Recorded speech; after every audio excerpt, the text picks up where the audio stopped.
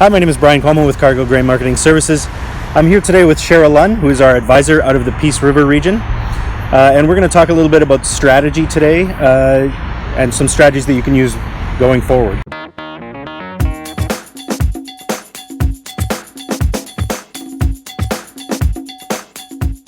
Welcome here, Shara. How are you enjoying Winnipeg? It's sunny in Winnipeg, so it's wonderful. Exactly.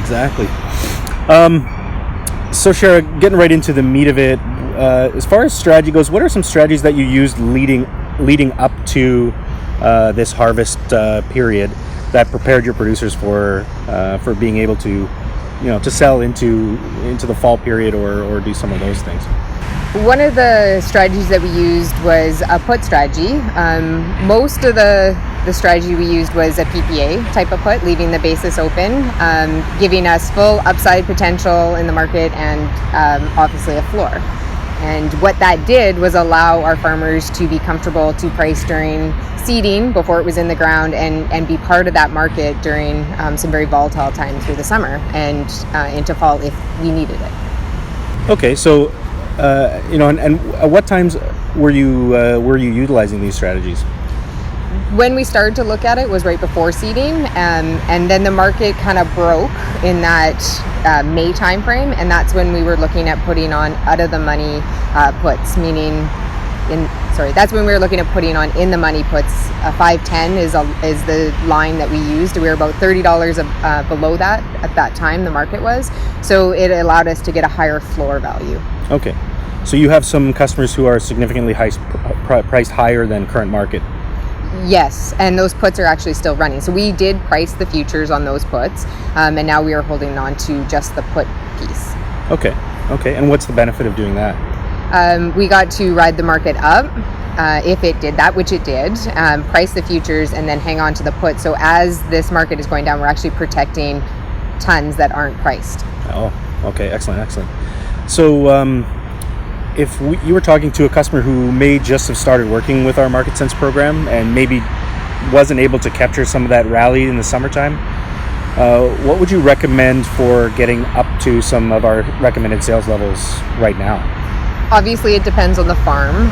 There's a few options. You could look at doing a DD today if you needed the cash flow or the movement. There could be some opportunity between now and when they deliver it to look at putting on something that brings us back into this market, like a call, an extra, even a focal point. If that doesn't happen, if that opportunity doesn't exist, we could look at attaching those things to other contracts that they haven't delivered on or future contracts they plan to make with Cargo. Okay, perfect.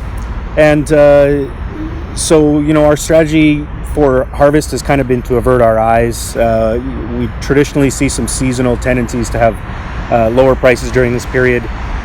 When we see it pull out of that funk, what kind of strategies do you think you're going to go forward with on maybe some new tons into the winter and spring months?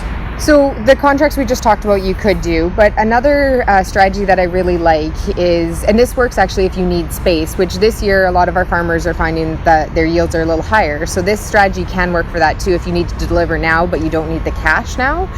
What we can do is look at putting a pace setter on that's actually running for months that haven't happened yet. So we're looking at further out, maybe something November, December, going and then covering us through South America kind of a thing. Let's talk a little bit more about that seasonality. So, seasonality with canola is somewhat predictable. So take us through a year of marketing and just how you would use that to your benefit. The one nice thing about seasonality is it gives you an idea of when you want to sell, but that often doesn't coincide with when farmers want to sell, right? Because when they're comfortable selling isn't necessarily when the market is signaling you to sell. So things like puts, some focal point opportunities during the spring often are a time that we actually want farmers to put on contracts, but they don't necessarily want to because they haven't seeded it yet. So I really like puts during that time because it is giving you full upside and it's also giving you full downside because that's often through those summer months. Seeding, uncertainty of seeding, how easily it goes in the ground, and then through those summer months are often when we see the biggest rallies, and then excuse me, off into harvest is when you see it come back down, right? So that is not when you want to be actually marketing. You want to be doing it before, but you know your yield's closer to harvest, so it's more comfortable to market here, but we actually want you to be marketing back during the spring and summer usually. Perfect. Okay. Is there anything else that that you can think of that producers should be interested in knowing at this point in time as far as strategy goes? I think that this time of year is a great opportunity to look back on the strategies that we have looked at, the plan that we have in place, because right now with the ability to avert our eyes through this type of marketing, it really brings home how important that market strategy and that plan is. Perfect. All right, well, thank you, Shara. We'll let you get back to the meetings that you have here in the city, and we'll see you again next time. Thank you very much. All right. I enjoy being in Winnipeg. Perfect.